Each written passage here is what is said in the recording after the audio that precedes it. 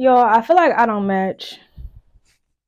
Yeah, I feel like I don't really match, but I don't care. I'm really super tired. Like I'm ready to go to sleep. Um, Bear with me, y'all. I'm not gonna ramble today. I'm getting straight into it. I'm not playing no games, none. But no, this is bothering me as a person that is very uh that prioritizes aesthetic. I feel like these are not the same. I have cargo pants, but I'm not finna sit in the stool with cargo pants on in the middle of the crib, like in the middle of my house, middle of my apartment. I'm not. I digress. Okay. On this episode of Clock That T, it's your host, MP. Y'all like that? I'm gonna really start coming at because I be clocking all the tea, but I don't always comment on it because I don't feel like it's necessary. But like I said, I'm not gonna ramble, so let's get straight into it. What's the deal? It's the real, and welcome to What's Your Perspective, an open-ended podcast that welcomes all perspectives. Woo!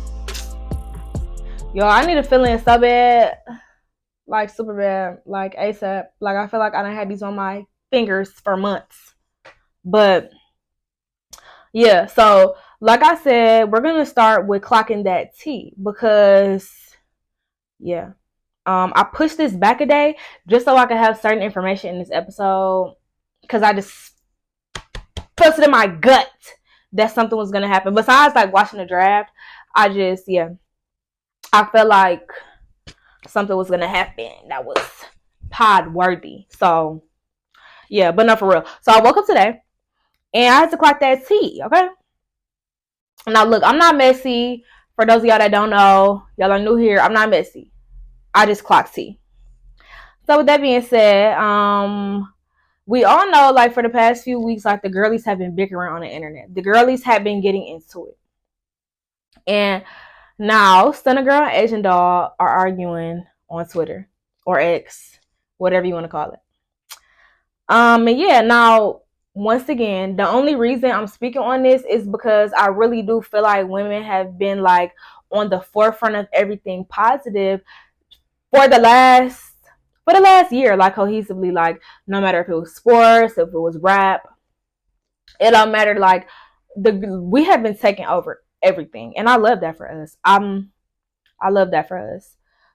So yeah, I just feel like as a collective, like we were seriously on a come up. And now everybody's arguing. Like all these, like it's real catty. And it's over stuff that I feel like is personally petty. Mind you, I don't know these people's lives. Like I just comment on stuff because I got something to say. Who gonna beat me up? That's what I thought. Regardless, yeah, so JT got into it with everybody she possibly could, with anybody she possibly could. I feel like she just went down her contacts and just I'm a bigger with her, and her, and just did it. But yeah, literally she got into it with everybody she possibly could, and then she got into it with Carisha. The City Girls got into it. A lot of Ice Spice. I don't really count that. I feel like that was fake. Well, not even that it was fake. It's just like I don't know. I don't see Ice Spice as a brawler or somebody that know how to argue. Some people just don't know how to argue for real. Like I don't know, but regardless. And then I know Rhea Monte is not a woman, but it still had to do with the women, Cardi B. So then Rhea Monte was arguing with Cardi B and all this other stuff. But regardless, let me put y'all hip to what happened. So basically, it's bothering me that it's not aligned with the table. Yeah. So basically, Stunner Girl and Asian allegedly got into it with each other because Stunner was supposedly upset that Asian Doll is going to be on Baddie's Caribbean, which for those of y'all that don't know, is a spinoff of Bad Girls Club. So yeah, Stunner's going to be on the next season of Baddies, which is going to be in the Caribbean. And supposedly, Asian Doll's getting paid more than her. So that's allegedly why she's upset. First of all, why is anybody counting anybody's pockets? And second, Stunna doesn't really give me I'm gonna be jealous about another woman's pockets. She doesn't give me that vibe. But regardless, yeah, so I went on Twitter and like read the threads, and it was so stupid. Like, if y'all go see it, like if literally y'all just go read their Twitters, like nobody's sub, like nobody's added. They're not tagging each other. And I get it, like you don't want to give the other person clout and da da da, but girl, they look stupid. Like I feel like they look dumb. They're just talking. Like, and girl, we know who you're talking about. Just at her. Just at her at this point. Like, I don't know. I'm not the type of girl. Like, I'm not about to go on a rant and everybody in the world know who I'm talking about. And I'm the only person that won't at her. Like, I don't know. It's borderline scary to me. But that's just my opinion. That's just my perspective. But regardless, it was just really stupid in my opinion. But like, yeah, and again, the subs that were thrown was dumb, especially if it's about how much somebody's getting paid. I didn't dive that deep into it because it's like I clock T, but I just don't care enough sometimes. So yeah, I dove into it, but I ain't go that deep because I started getting bored. So yeah. So basically what I got from Asians, or the surface level of like Asians tweets, was that like basically, and this is a direct quote, why you want to argue, Stunna? Why Stunna want to argue on the internet but never want to fight? Nobody ever wants to fight. Da da da. Now, if you're from Detroit and you was around, or not even around, you are an adult now and you was paying attention to the internet, you knew what was going on with Rocky Bag, Cuban, and Molly and Stunna in like 2016-ish, 2018-ish, you know Stunna will pull up, okay? Stunna will come all the way from the Bay to wherever to get it done. I don't know if y'all gonna fight, but y'all gonna do something. Y'all gonna do something. But yeah, regardless, she ended up basically responding back to Asian and was like, regardless, like you're not from the streets. Like, told Asian doll she's not from the streets. Told her that she knows that she was touching on her siblings, and that she was sleeping with her mama man. Stunna obviously ate her up. Obviously ate her up, no crumbs. Licked the plate clean. Huh. That would hurt my feelings, but because why would you even do any of that? Like, I feel like if you don't want anybody to talk about you, don't do things that are worth talking about. You know what I mean? Like, in a negative sense. Like, anything that has to do with, like, a negative connotation. Like, why would you sleep with your mama man and think nobody was going to find out? Everybody mama talk too much. And you think your mama not going to talk about that? You're a loony. Because that's insane. But, you know what? Like I said, I don't want to ramble. Let's get to the point. So, that's insane. So, like I said, Stunna ate her up.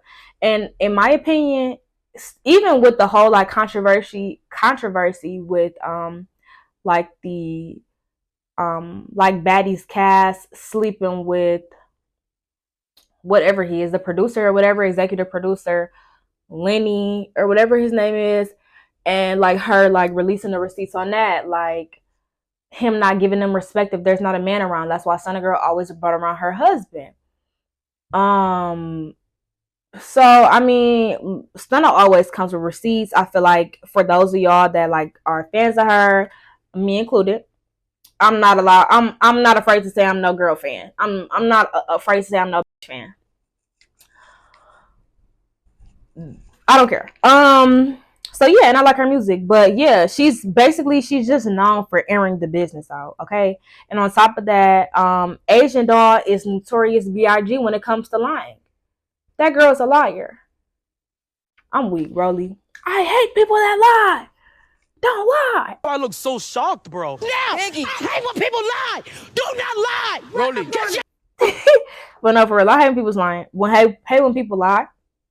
Excuse me, but yeah, that girl is a liar. Like, she's literally a liar. We all know that. She just got cleared on Twitter the other day by Fabio Foreign because she tweeted that Asian Doll tweeted that her and Fabio Foreign went on a date. And he, I guess, responded to the tweet one day and was like, "We never went on a date. Like, this is so cap. I don't know what you're talking about. This never happened." Um, she's so weird for that, but that's embarrassing. And imagine like having a crush on a boy, tweeting that, and him responding back like, "That never happened." He could have alley-oop like, "Yeah, that never happened, but we can make it happen." You know? But yeah, that's embarrassing. That would have never happened to me, personally. But that's just me. I'm that girl, so it's different. But yeah, look, at the end of the day though, so I can just get into the music. Honestly, I just want all the girlies to stop the conflict. Want all the girlies to stop the conflict. It's not really cute and it stops money. I feel like all beef, all problems, especially when they're public and very, very public at that, it just stops money. So yeah, I hate when the girls are beefing. Women empowerment. I want to be a girl. I feel like I'm a girl's girl to a certain extent. I'm gonna leave it at that. But yeah. And yeah, I'm not picking sides or anything like that, but Stunner Girl always licks the plate queen, okay? When it comes to clocking tea. But yeah, that's just my perspective, honestly. What's yours? Cause yeah. But yeah. I'm gonna get into music, entertainment, and sports ASAP. I'm gonna get into music now. I'm so excited to like actually get to talk about music now because I've been literally listening to these albums back the back the back the back the back the back the back. Seriously. And it's a lot low key. So what kind of cause okay, so mind you, these albums came out like on the 5th, I believe. And let me see when Flo Millie's album came out because I would love to also talk about that. I love this album that Flo Millie dropped. No, it came out in March. That's irritating. But yeah, regardless though, music that dropped a couple weeks ago on the 15th, I believe. April 12th or 5th, whatever it was. Bryson Tiller. He dropped a self-titled album called Bryson Tiller. And as a person that's a part of his like studio thing on Instagram, like he sends us music every Tuesday because Bryson Tiller, he does Tiller Tuesdays, and I'll like tap into his SoundCloud and stuff like that. And I know like he was curating his music and he's had like music that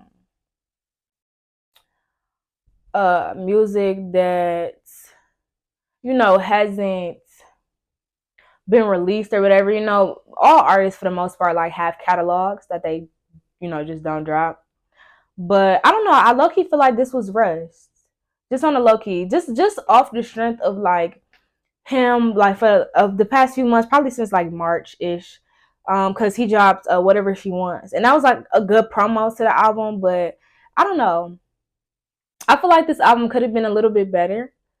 This is not my favorite album by him, and for those of y'all that don't know, I'm literally in love with Bryson Tiller. I would probably eat fries off his feet. I don't care. I don't care. Quote me. I love Bryson Tiller so much, but I could probably listen to his music till my ears bleed. Yes. But yeah, this isn't my favorite body of work by him, but I do have favorite songs that are on this album. One of my favorite songs is Ciao. Oh my god, it's this song with Victoria Monet. I did not know that it was Victoria Monet. And I literally love it. I'm not gonna lie, like I never really like listened to Victoria Monet before, like on my mama. Not even gonna hold you. I think I have like one or two songs, not even that, by Victoria Monet. I was never really hip to Victoria Monet because of the way that she operates in the industry.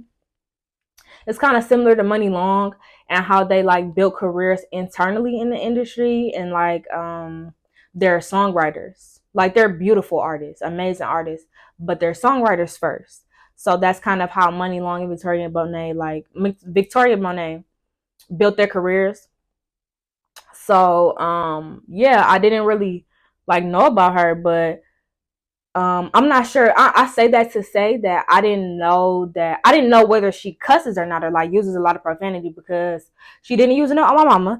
And on this song with Bryson Tiller, it's called Persuasion.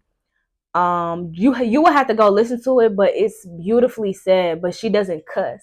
But they're talking about sex the entire song. Like, they're literally talking about sex the entire song, and it's so funny because I've never heard a story about like sexual relations come off so sensual and so sexual with non-explicit words. You know what I'm saying? So yeah, it's beautifully said. I really like that song. So Persuasion, Child. I also like Rich Boy. That was dope. Dope song. And Attention. I also like Random Access Memory. I like a few of these songs, but it's just not my favorite album. Usually, with me and Bryson Tiller albums, I'll be in love with the entire album. Like, no faking. Like, I will love every single song on there. So yeah. But it's cool though. Like, it's fine. It's not fine. It's not fine. But overall, I give that album like a 7 out of 10, because I just expected better. Just expected better from Mr. Tiller, Mr. Trap. So yeah, but I love him. He's a great artist, great R&B artist, created his own lane, trap soul. I love it. Next up is GloRilla, Miss Gloria. Ehhthang Ehhthang. That's her. What the album is called. I'm not gonna lie, I didn't really like this album either. I got a few songs on here, but it's kind of controversial. Especially if you know like what's going on right now, like clocking the T again. Her and JT were arguing on Twitter, and she has a song on here that's like, I forgot which one it is, but it's like, me and JT not the coolest. Me and JT not friends, but we cordial basically. Okay, like, I don't know, it was weird. I didn't really like this album though. I did like the song with Megan though. Who don't like that song? I like In That Mode and GMFU Part 2. I like the song with Fabio Foreign too, but not Fabio Foreign, Finesse Two Times, but I don't really like Finesse Two Times part of the song. I'm not gonna hold you. And I like her features on this album, but I didn't really like the album though. But it's cool. Like, I don't know. I feel like it could have been a better curated body of work. Like, she needs to dig back into those summer them summer anthems. Like, yeah. I didn't really like this, especially because like the album that they dropped that she was on earlier this year with her producer and all of her friends. So Glitter Gloss, Azalea, like that was a bop. Like, that album, it's a bunch of summer bangers on there, but I didn't really like this album. So yeah, I give GloRilla Ehhthang, like, and girl, literally, it's spelled Ehhthang, like EHH thing. I give it like a 6. I give it like a 5. I give it like a 5 out of 10. Yeah. One of her best body of work. I really like it, but yo, a body of work that I'm loving right now. I'm literally loving right now. Is Concrete Boys. It's Us, Volume 1. An unpopular opinion, Caribou is the best Concrete Boy. I'm not gonna hold you. She low key better than Lil Yachty, like, especially if Yachty write for her, bro. He giving her all the best bars. Swear to God. Like, I swear to God, like, cause I'm trying to see who is who before I even comment. Camo. So for me, my top 3 concrete boys: Caribou, Lil Yachty, Camo, in that order. I mess with Camo, but it's somebody on there that just be whispering. Like, I don't like his flow. It's super weird to me. It be throwing me off. But I've been banging this album like all week. It's Us. Like, I ain't gonna lie, yeah. I love Caribou. I just think it's because all her bars resonate with me like so much. Like, one of the bars, excuse me, one of the bars from I'm trying to find it. One of the bars from Hit Diff, so Hit Different, but Hit Diff was, "The hoes wish I was lesbian, these think I am. I don't ever leave amendments. I don't ever leave amendments, man." But yeah. The hoes wish I was lesbian, these think I am. I'm like, that resonated with me so much. Like, that was just funny, but nah, I love Where Your Daddy At. Cause where your daddy at, where your daddy said she was smoking me, I respond with the Addy. I pull up black truck, I pull up black truck, I go GMC or I go Caddy. I forgot the other bar, but I don't care. Yeah, but anyway, my favorite songs on that album, some must listen songs on that album, is going to be Where Your Daddy At. Jeff and Lita. Oh my God, Jeff and Lita was a banger, especially like if you have a male best friend. Like, yeah, yeah, Jeff and Lita was tough. Pimpin' Ain't Easy, Hit Diff, and I low key. Oh yeah, Two Hands, Two Eyes, 10 Whips, and Not the Two. I know that's like 5 different songs, but yeah, those was bangers. Yeah, I definitely get that album a solid 7.5 out of 10. Especially because like Yachty loves like boy bands or like groups.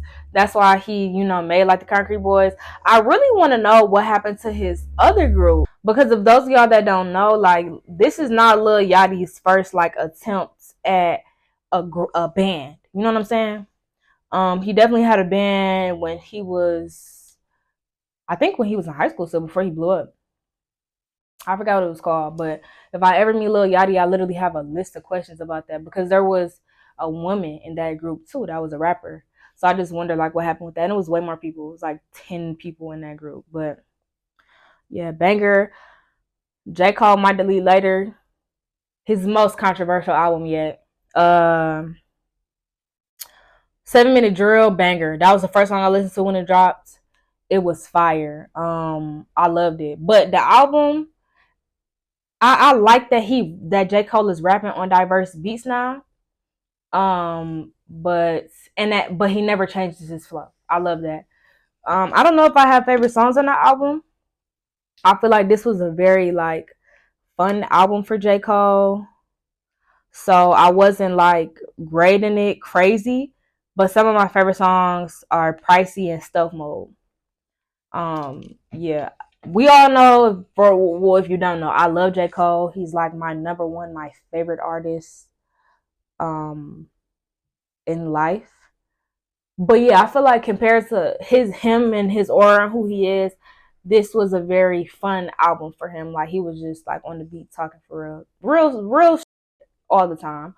But it was very fun and like airy. I could tell like he was having fun in the booth. But I give it like a solid like 8 out of 10.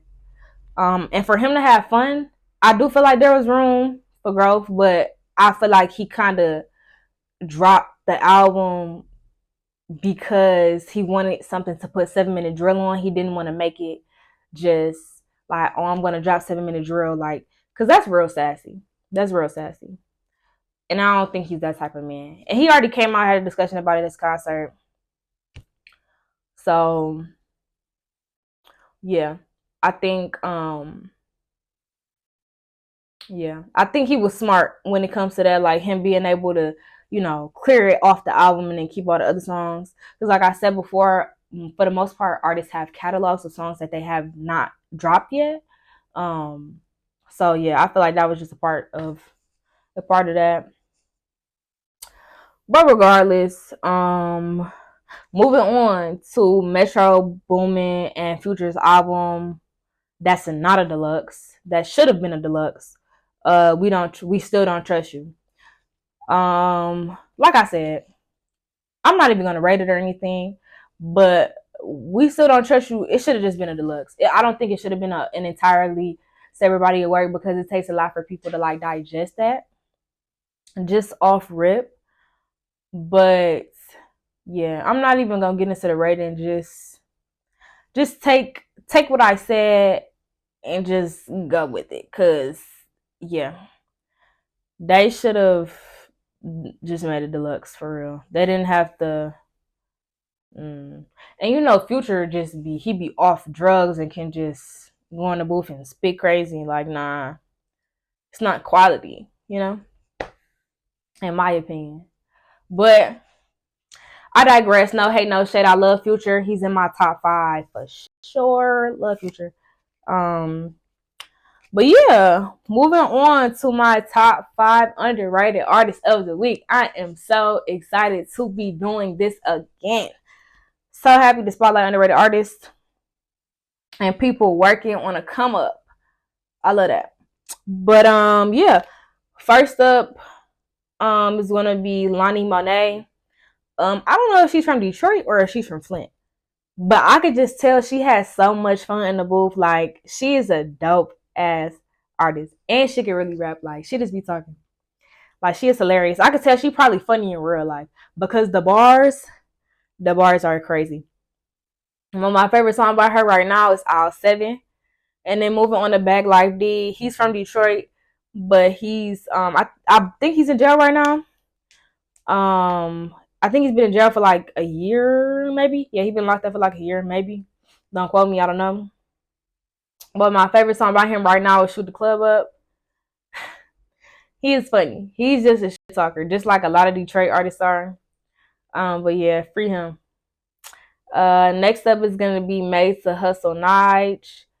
I'm not gonna lie. Once again, like, he's also a shit talker, but he's funny with it. So yeah, it make it, and all jokes have truth in it. So it's just real silly to me. But yeah, my favorite song by him right now is Bar Louie. I actually have a couple favorite songs by Nige, but yeah, that's the one I'm gonna push y'all on to right now. And then last but not least is gonna be Cincy Molly. I hope I'm saying her name right. I don't know if it's Cincy or like Cincy, like sexy type, but yeah, I'm not sure. I actually also have a few favorite songs by her, but she's more of like she has a whisper type of cadence, kind of like Enchanting, the rapper. So yeah, I don't know. I don't know how I feel about some of them songs that are like told in like whispers, or like delivered in whispers, if you get what I'm saying. If you listen to Enchanting, you know what I'm talking about. But yeah, which kind of makes it. Nah, never mind. My favorite song right now by her is One Up. And yeah, that concludes all that I have for music this week. So, moving on to entertainment. Entertainment is honestly going to be super brief, if I'm being honest. Cause Abbott is dope. Like, Abbott always gonna be dope. It's one of my favorite shows right now, and so it's not dead yet. But those are like reoccurring series. Like, it's something that's built up. I just feel like the only comment I have for Abbott is like, I don't really know how the show is gonna go on without Janine. Like, the other characters in the show are gonna be able to hold the show up by themselves, but it's like, she's the originator. She's that girl. Like, she carries the storyline, because I feel like a lot of things just in life in general fall onto the underdog. So I don't know. I don't know what Abbott is gonna look like without Janine. especially if she accepts that full-time role. So I don't know. I don't have any comments for that right now. I'm scared. Like, I'm scared. But yeah, and then Not Dead Yet. It was a very wholesome episode. I really liked it. The episode that came out last week. This is gonna drop after the episode that comes out this week. So yeah, just refer back to the baseball episode. But yeah, I'm gonna get into my must watch shows right now. So first up is gonna be Good Times. So, but the cartoon version, not the one that came out in like the '60s. So basically, like Good Times, the cartoon, is like a spinoff of the Evans Family. It's like a very explicit cartoon that's about a family that's like making their way on like in the hood of Chicago, literally. So it's super duper funny and it's a cartoon version. It reminds me of like a mix of Big Mouth and the Boondocks. So, but it's better than Big Mouth. I don't really like Big Mouth at all, to be honest. Um, so yeah, it's really really funny. Like I give this show a 9 out of 10. Like I'm not even done with it. I'm about to rewatch it. But I really, really like the show. It's hilarious, bro. Like it's hilarious. And the voice actors are insane. Like the roster that they have was crazy. Like they have Marseille Martin, Yvonne Johnson, JB JB Jones, JB Johnson. They got the funniest people they could have for this roster. And Marseille, I know she's not like funny. She's like dry humor office funny, or at least that's how she was in Blackish. But on this show, it's like she's woke, and she's woke during the worst times. It's super funny. I promise, super funny. But they even have Lil Meech on the episode. I'm like, dang, like what? Yeah, it's a good show. Y'all should type in. It's funny, and I hope they have a season 2. I'm also not sure how many episodes they have in the first season. But yeah, tap in. It's on Netflix. It's called Good Times. It's literally a cartoon version of Good Times, but just modern day. So it's dope. Yeah, they in the projects broke. They just doing stupid stuff. Like it's it's funny. It's funny. Um, but moving on to Heartbreak High. So Heartbreak High is also on Netflix. I want to talk about 911, lucky, but Heartbreak High is also on Netflix. It's basically like a hyper realistic version of high school. But obviously it's very dramatized. But it resonates. I feel like it resonates. Like certain stuff they go through resonates with me, like a lot.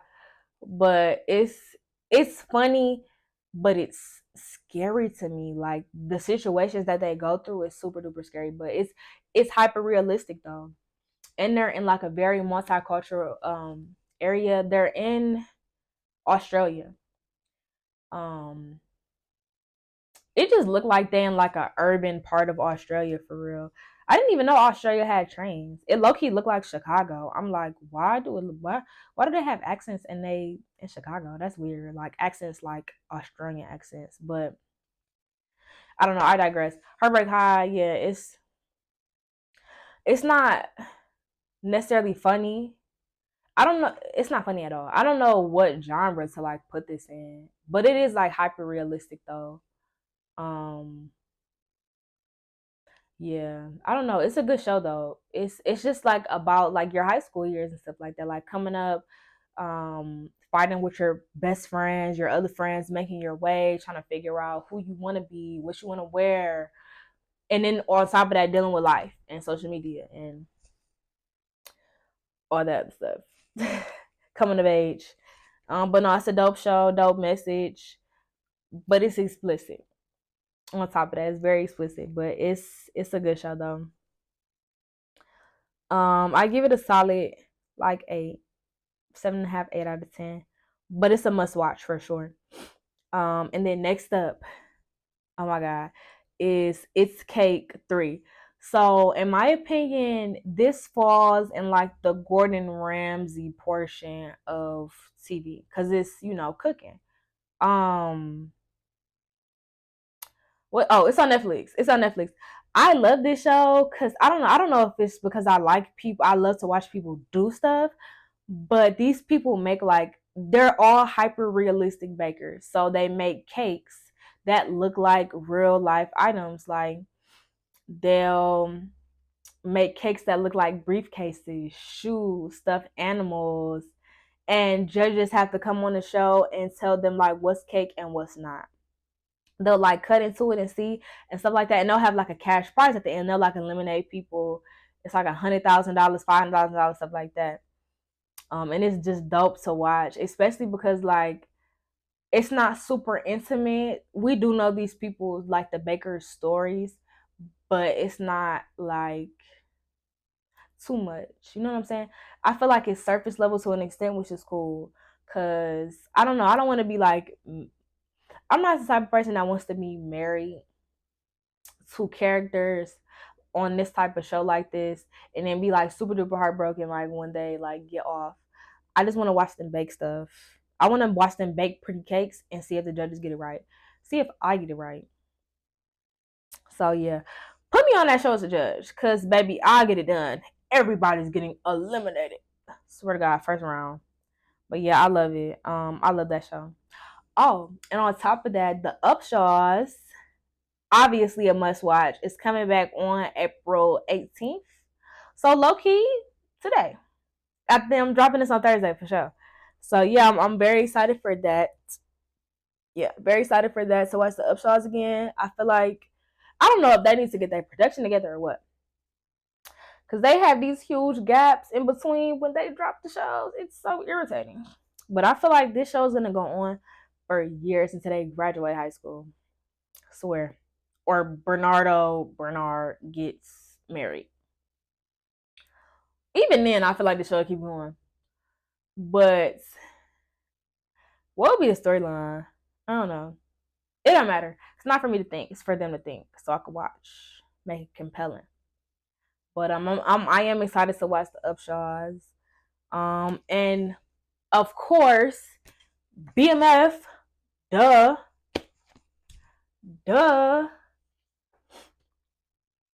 But yeah, that is all I have for entertainment this week. I told y'all I was gonna make it brief. Period. So last but not least, we're going to get into sports, okay? So this is all about the draft. I don't give a piss about nothing but the draft. Nothing but the draft. I don't give a piss about nothing but the draft. I don't give a piss about nothing but the Tide, baby. I don't give a piss about nothing but Tide. Blitz, Bama, Blitz, baby. Blitz, Bama, Blitz. I love America and I love the Tide. Okay? And don't. And do not. So I'm not gonna lie. So I watched the WNBA draft, the 2024 class, that just aired this past Monday. And I damn near cried. I'm not even gonna hold you. I damn near cried. I felt like I was going to the league. I said, sign me. Sign me to the sky, okay? But yeah, it was great. I had a great time watching it. And I watched like have I? I think I watched the draft before this. I think I watched the NBA draft last year because like Wemby, I'm still room for him. I got something to say about that too. Because y'all hated Wemby at the beginning of the season. Not everybody, oh, that's the best rookie. Oh, he's winning rookie of the year. I know. I said that. I called it. Regardless, clock that T. But yeah, Wemby, not Wemby. This was just a great class. So yeah, just getting right into it. So just before I even get into the topic, well, not the topic, before I get into like my unpopular opinions on the WNBA draft and just like my overall thoughts. Overall, like I said, it was great. I had a great time watching it. I had a great time watching the girls eat down. The outfits were cute. The outfits ate down.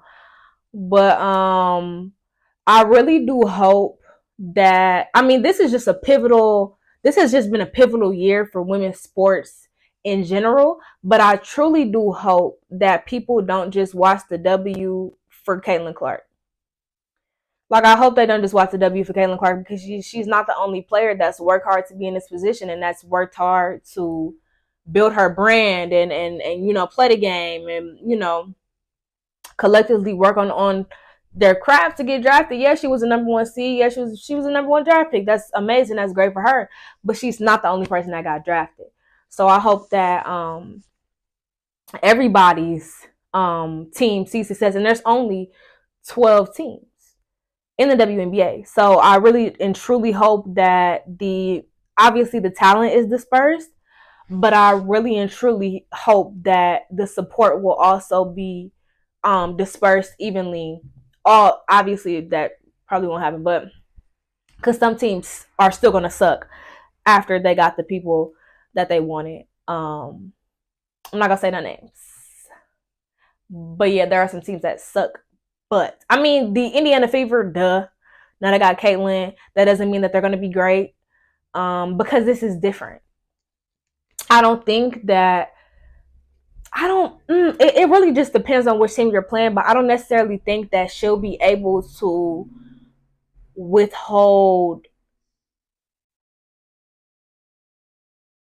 not do I don't think she'll be able to stand on her own as much as she did in college, in the league, in a professional space. So I think it will obviously look a bit different. But even if you are watching the league even if you are watching the W, specifically for Caitlin Clark, I truly and honestly hope that it's worth it. I hope that her skill set is able to translate into the league, because a lot of the times with athletes, male or female, any sport, it doesn't translate. It just doesn't translate. Same thing with like people transferring from high school, not transferring, but like going from high school to college, or college to the real world. Soft skills are always going to translate, but you as a person just might not be ready for it. You mentally, you might not be ready for it. Yeah, excuse me. It's just a lot that comes with real life, for one, and for two, it's a lot of pressure. It's different. These women have been playing for years. You're playing against the league. It's the same thing with men. Like, who did they think was gonna do great this year? Brandon Miller and Scoot. Scoot was questionable. Scoot and Brandon Miller was questionable. Not after the draft, but the All-Star game. Questionable off that. They went to the season. Brandon Miller, low key, rose to the occasion for the most part. It's like 75. His stats are great. I think he averaging like 17 right now, 17.4 points. He has great stats. Scoot, on the other hand, does not. He unfortunately wasn't able to rise to the occasion in his, rookie year. Chet, he's a great example. He didn't get much PT, his initial rookie year, but he's still technically a rookie. So in his rookie season, he's doing great this season as a big. But sometimes talent just does not resonate. Same thing with like football. I forgot his name, but he bunked. Like it was boo-boo. Regardless though, I just hope that Caitlin exceeds the expectations that the entire world has for her. And that people don't just watch the WNBA just for her. Because on top of that, she doesn't play for every team. So y'all just gonna watch the Indiana Fever. I'm excited because I stay in Chicago. Now that I just dropped the low. Don't find me. No, I'm playing. But I'm very when I was watching the draft and I seen that Cardoso and Reese was gonna be on the same team and I was gonna be in Chicago, baby. Let me run this to y'all. We're gonna be besties. I don't care. I'm gonna make that a mission. Yeah. But no, for real. I'm super duper excited to watch them in person, like watch them play in person. I've never seen either of them play in person, and I swear to God, once Angel got picked for the Sky, I swear to God, I started looking up tickets, and I think the tickets got super expensive. I think they like $200-300 now, and they was just like $70 floor seats, not floor seats, and it don't matter. Anyways, yeah. Caitlin Clark is not the only player that worked hard to be there. They all did. And yeah, I can't wait to watch them all ball out. Best believe I'm gonna be at a Sky game this year, hands down. Yeah. But yeah, so these are. I'm gonna get into some of my unpopular opinions about the WNBA draft this year, so 2024. So yeah, number one, Deasia Fair should have been ranked higher. She shouldn't have been a second round draft pick. She should have been in round one. She's literally ranked the number 3 highest scoring NCAA women's player. She's number 3 in history. She scored 34 over 3,400 points in her entire college career, and she's a 5'5" guard. Are you serious? Are you serious? And she wasn't the number 2 pick? Are you insane? Have y'all seen her stats? And she's the shortest person that got drafted. The shortest. Nobody is shorter aside from her. I don't think anybody in the entire draft was shorter than 5'9". It might have been 5'10". Everybody else is 5'10" and above. Are you serious? Are you kidding me? And she's a guard getting it up like that, and she's a number like what? I don't think y'all understand that. Like, I don't think I feel like throughout her career, she also never got the recognition and the credit that she deserves. Which is annoying, but it's cool. It's not cool at all. It's not cool. But it's gonna have to be because it already happened. But yeah. But I do think that with her being in the league, I think it'll give her an opportunity to actually showcase her talent, and the fact that I realistically, I think she's one of the only people in the entire draft whose talents will directly translate from college to the league, because mind you, she's 5'5". She's already very, very stagnant. Not necessarily in her talent, but just as far as like her height and, her weight, because she's 5'5", playing against people that are 6'3", 6'4", 6'6". Still getting shots up, still breaking records. So personally, I feel like she's just never really had a choice, whether with her talents translating into the league. So I think she's gonna have the best rookie season out of everybody, just off rip, because she's been in environments where she's always been the shortest. She's always been the underdog. So and she's had to, aside from constantly proving herself, like that's literally how she plays. In her environment, she's already plays with women that are an entire foot taller than her, shooting on them. So, off rip, I think that she will probably be a rookie that averages the most points. I'm really betting on her to win Rookie of the Year. No faking. Yeah, I think she's gonna win Rookie of the Year this year. And I think she's going to average the most points. I think she's going to have the best shot efficiency. Yeah, that's my money's on her for sure. But regardless from that, I hope that she receives the recognition she deserves. And then moving on to my number 2, which is Rickea Jackson and Angel Reese should have been ranked higher in the draft. I don't care. Number, what was it, 5? Number 5 and number 7. No tea, no shade, but they should have been number 2. No, Cardoso was number 2. They should have been number 2 and 3, or 3 and 4. No tea, no shade. Actually, all tea, all shade. But a win is a win.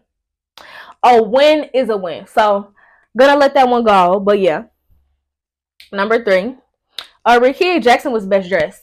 And yes, quote me, she ate her looks up. And she was the only person who had a wardrobe change. Girl, what? She popped out in the red on the carpet and then put on, it was so cute. Like a glitter bralette and like a glitter suit. It was super cute. She ate that up. Baby ate that down, and the wig was slay. I said, yeah. Baby girl ate that. It was super cute. It was super cute. But I feel like Alyssa Peely had the most inspirational garments on, though. I left like her tribal dress. It was super cute. And once again, it was really inspiring. So I appreciate that.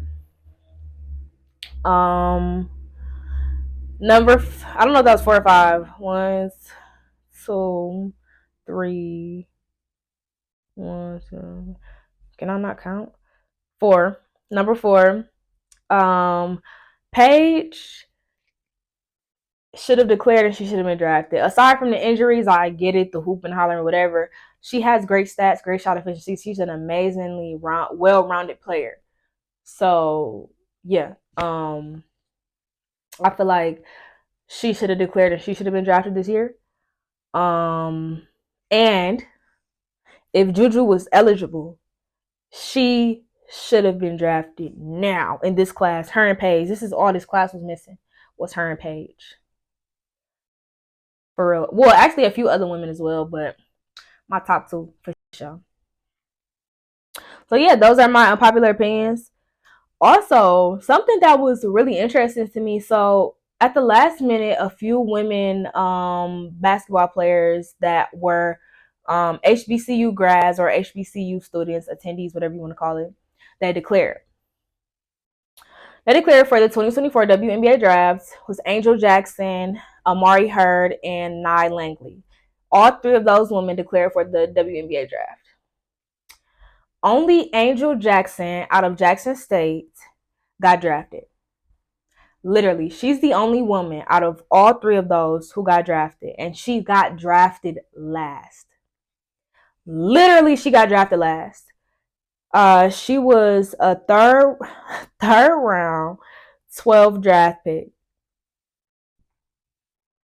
Girl, beat that ass. She's a 6'6" center. She's a very strong shot blocker, and she was drafted by the Washington Mystics, who kind of needed a big. But